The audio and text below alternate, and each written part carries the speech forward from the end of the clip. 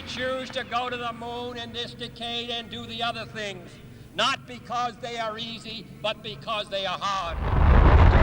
We have a liftoff. 32 minutes past the hour. It's one small step for man, one giant leap for mankind. Have you ever wondered why no other astronauts have walked on the moon in over half a century? It's been over 50 years since Neil Armstrong's historic steps on the lunar surface, and yet we haven't returned. Why did the lunar program come to an end? Why did NASA never go back to the moon? Despite all the technological advancements and progress we've made, we haven't set foot on our closest celestial neighbour in decades. In this video, we'll explore the mysteries and unveil the reasons why NASA never returned to the moon after the Apollo program. Get ready for an eye-opening journey into the unknown. In 1969, Neil Armstrong famously declared, "One small step for man, one giant leap for mankind," as he became the first person to step on the moon. Since then, we've sent 11 other people to the moon in the Apollo program, but no human has set foot on the lunar surface in over 50 years. Despite the success of the Apollo missions, they were essentially brief visits, and we have yet to establish a permanent human presence on the moon. However, there are many compelling reasons to return to the moon and stay there for a longer duration. NASA has promised that we will see US astronauts on the moon again soonish, maybe by 2025 at the earliest, in a program called Artemis, which will include the first woman to ever touch the lunar surface. But who could have imagined that after the awe-inspiring moon landing, humans would not set foot on the lunar surface again for decades? With the rapid advancements in science and technology, it seemed like a given that we would return to the moon in no time. But why did that never happen? As the world changed in the ensuing years, so did the space industry.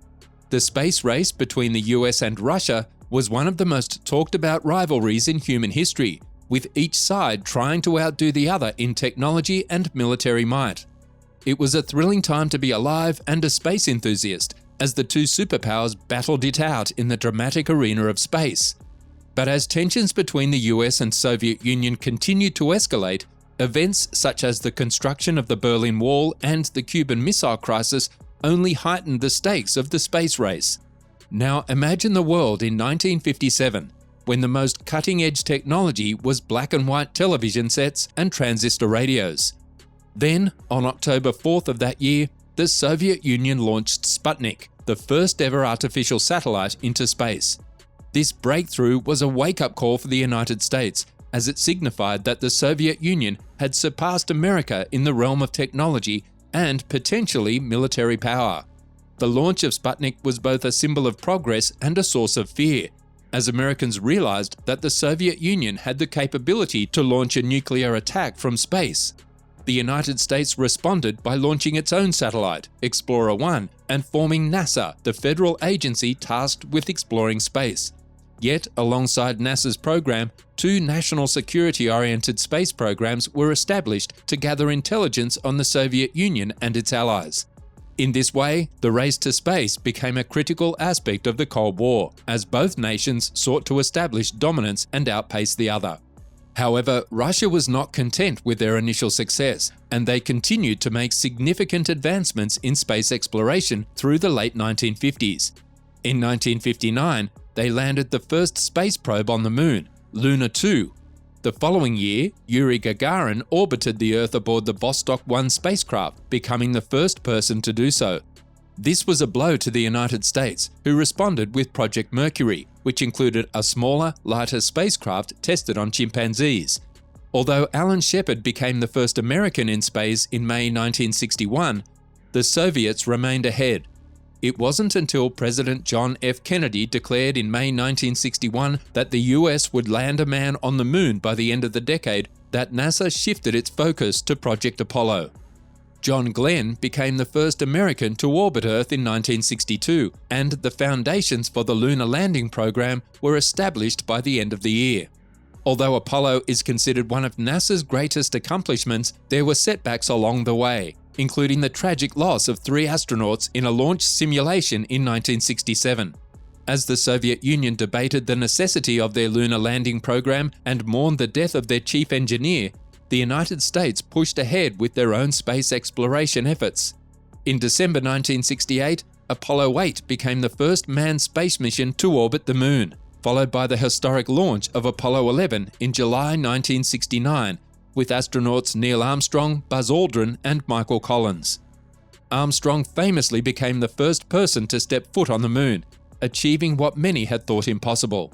The space race, which had begun with the launch of Sputnik in 1957, was now firmly in America's grasp. Meanwhile, the Soviets struggled to launch their own lunar landing craft, experiencing several failed attempts, including a devastating explosion in 1969. Throughout it all, the American public was captivated by the space race, following every development with great interest, thanks in part to the new medium of television. Astronauts became national heroes, and Americans lived vicariously through their exploits, while the Soviet Union was portrayed as the ultimate villain in their relentless pursuit to demonstrate the power of communism. The year was 1975, and a historic moment was unfolding in space as 3 American astronauts blasted off in an Apollo spacecraft that would rendezvous with a Soviet-made Soyuz vehicle in orbit. When the 2 ships' commanders met and shook hands, it was a moment of immense significance, signifying the gradual thawing of US-Soviet relations in the latter part of the Cold War.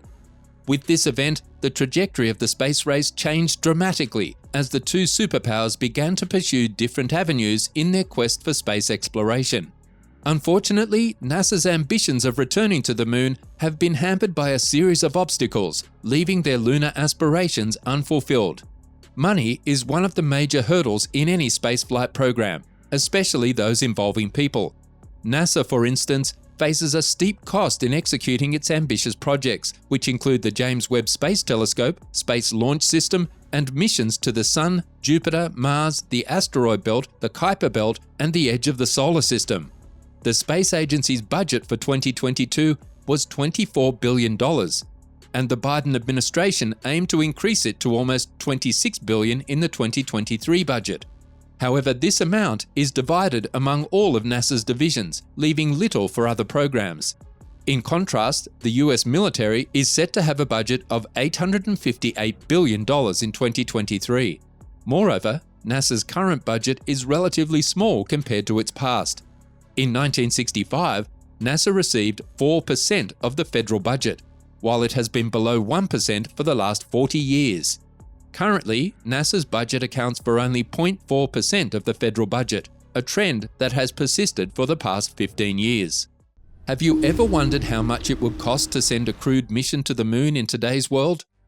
Well, NASA's 2005 report estimates that it would require approximately $104 billion over 13 years, which, after adjusting for inflation, amounts to a staggering $162 billion. When we compare this to the cost of the Apollo program, which amounted to $142 billion in today's currency, it's not hard to see why space exploration is so expensive. The high cost of manned space travel makes it challenging to gain political support for it. In fact, a former astronaut criticized NASA's current budget, saying that it's simply not enough to cover the cost of a lunar mission. Former NASA administrator Jim Bridenstine, who ran the agency during the Trump administration, said it's not science or technology hurdles that have held the US back from doing this sooner. If it wasn't for the political risk, we would be on the Moon right now, Bridenstine said on a phone call with reporters in 2018. In fact, we would probably be on Mars. When it comes to space exploration, American politics can be a thorny issue. Take President Biden, for instance. He might not even be in power when NASA eventually sends astronauts back to the Moon in 2025 or later. It's tough to rely on the promises of a leader who won't be around to see the project through to completion. Designing, building, and testing a spacecraft capable of carrying humans to another planet takes far longer than a single presidency. Unfortunately, incoming presidents and legislators often scrap their predecessors' space priorities, which can cause major delays and setbacks. Case in point, in 2004, the Bush administration gave NASA the task of replacing the space shuttle and returning to the Moon. NASA came up with the Constellation program, which would have used an Ares rocket and an Orion spaceship to land astronauts on the Moon. However, the program was eventually scrapped, leaving NASA without a clear path forward. NASA invested a staggering $9 billion into the Constellation program, which aimed to send astronauts back to the Moon. However, when President Obama came into power, he questioned the program's feasibility and cost. He ultimately put an end to the Constellation program and replaced it with the SLS rocket. President Trump continued with SLS, but switched the objective to focus on missions to the Moon and Mars, hoping to land astronauts on the Moon in 2024 as part of the Artemis program. These changes in NASA's direction resulted in billions of dollars lost and a significant waste of time and momentum. Surprisingly, President Biden has not altered the Artemis program or the Space Force, making him a rare exception to the trend of shifting presidential priorities in space exploration. How can America break free from its political impasse on space exploration? According to Buzz Aldrin, the solution lies in Capitol Hill. He believes that Congress and the administration need to commit to long-term leadership, just as American leadership did during the Apollo program. But the American people also have a crucial role to play. They can help shape policy priorities by voting for politicians who support space exploration. Unfortunately, public interest in lunar exploration has been lukewarm, with only 53% of Americans thinking the Apollo program was worthwhile. Today, most Americans believe returning to the Moon is a top priority for NASA, but only 38% think humans should go back. Some argue that robots should be sent instead. However, crewed Mars exploration has gained traction, with 63% of respondents in a Pew Research Center poll saying it should be a NASA priority. Meanwhile, 91% of Americans believe scanning the skies for deadly asteroids is more important than returning to the Moon. Now let's talk about the big player on the scene, the Space Launch System, or SLS. This rocket is a true feat of engineering, and its size and power are second to none. In fact, until now, the most powerful rocket ever launched was the Saturn V rocket from the Apollo program. Back on November 9, 1967, its 5 engines ignited, producing an enormous 7.5 million pounds of thrust, or 3.04 million kilograms of thrust. Over the course of 5 years, 9 Saturn V rockets successfully transported astronauts to the Moon. But the SLS is even more impressive. It has to be, as it will carry not only a larger crew capsule, but also other payloads for a return to the Moon program that aims to send astronauts to explore the lunar surface for longer periods of time and eventually establish a permanent presence there. Researchers and entrepreneurs have long pushed for the creation of a crewed base on the Moon, a lunar space station. A permanent human research station on the Moon is the next logical step. It's only 3 days away. We can afford to get it wrong and not kill everybody, said Chris Hadfield, a former astronaut. And we have a whole bunch of stuff we have to invent and then test in order to learn before we can go deeper out. A lunar base could evolve into a fuel depot for deep space missions, lead to the creation of unprecedented space telescopes, make it easier to live on Mars, and solve long-standing scientific mysteries about Earth and the Moon's creation. It could even spur a thriving off-world economy, perhaps one built around lunar space tourism. But many astronauts and other experts suggest the biggest impediments to making new crewed Moon missions a reality are banal and somewhat depressing. However, NASA sees the Moon as the perfect place to learn how to live off-planet, a crucial practice for future Mars missions. The Space Launch System has immense potential, but its past has been rocky and its future remains uncertain.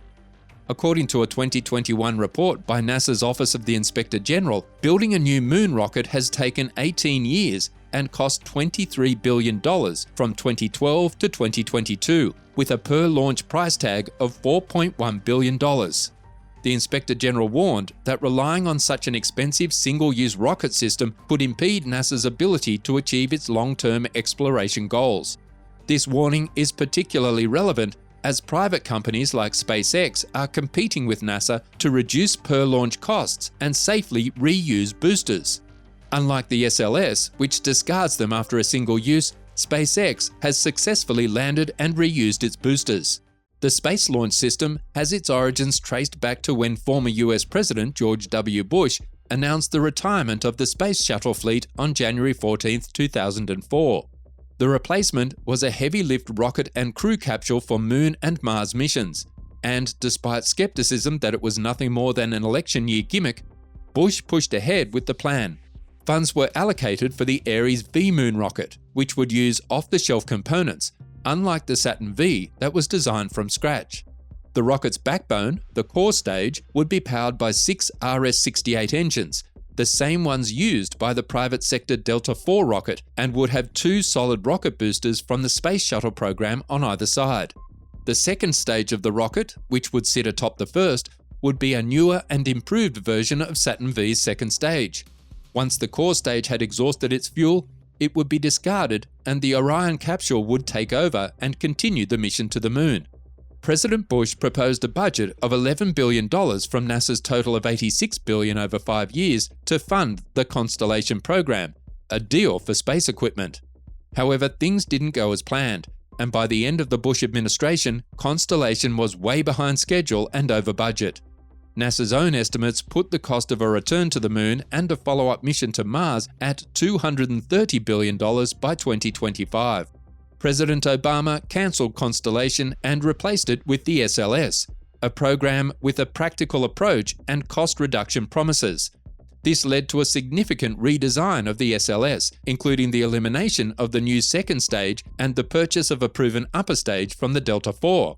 Additionally, the 6 main engines of the core stage would be decommissioned, and the main engines of the Space Shuttle would be used instead. The retirement of the Space Shuttle meant that NASA had a surplus of engines just sitting around. The plan to repurpose them for the SLS was supposed to save both time and money, but it has been far from successful. Designing and testing the rocket has turned out to be a major headache for NASA. One of the many issues the SLS has faced is problems with fueling, which led to the cancellation of a recent test flight. Despite engineers' hard work, pumping hundreds of tons of liquid hydrogen and oxygen into the tanks, leaks and false alarms caused delays, and ultimately, a problem they couldn't fix in time caused the launch to be scrubbed. The SLS rocket requires super-chilled hydrogen and oxygen to achieve maximum efficiency, with temperatures as low as -423 degrees Fahrenheit. This presents a unique challenge for engineers, who must ensure that the complex plumbing, both on the ground and inside the vehicle, is up to the task. The hydrogen tank alone is 130 feet long and shrinks by 6 inches when filled with super-chilled fuel. Despite 4 separate wet dress rehearsals to practice fueling and a full countdown, each test encountered difficulties and fell short of its objectives. The key is to pack as much fuel as possible for efficient propulsion, but it's a delicate balancing act. The launch attempt was ultimately foiled by a problem with one of the SLS's 4 main engines. The engineers had been running super-chilled hydrogen through each engine to condition them to the right temperature for flight.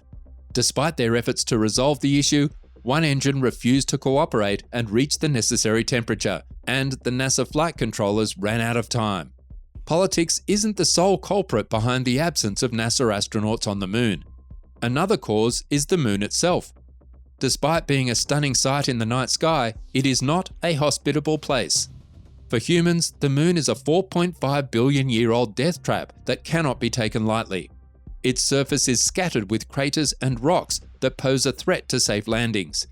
In the lead up to the first moon landing in 1969, the US government spent billions of dollars on launching and delivering satellites to the Moon to map its surface and scout for potential landing sites. However, an even more significant concern is the regolith, also known as moon dust, created by millions of years of meteorite impacts. The Moon is blanketed in a fine layer of this dust that can cling to spacesuits, vehicles, and equipment, causing them to malfunction.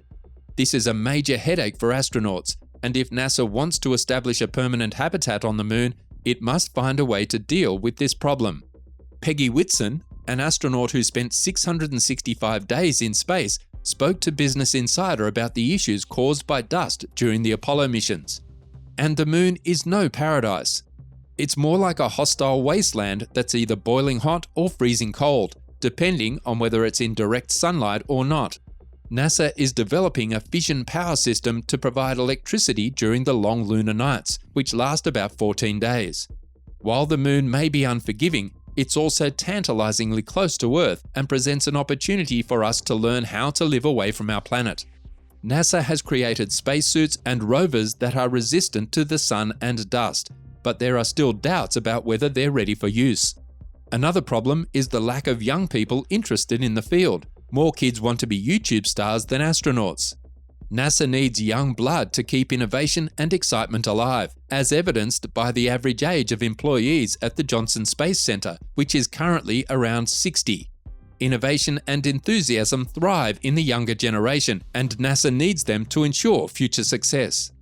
Meanwhile, Jeffrey Hoffman, an astronaut, has referred to Elon Musk and other billionaire space enthusiasts as a generation of billionaires who are space nuts due to their innovations in spaceflight. Hoffman believes that without these private companies like SpaceX and Blue Origin, there would be no motivation to reduce costs and change the way we do spaceflight.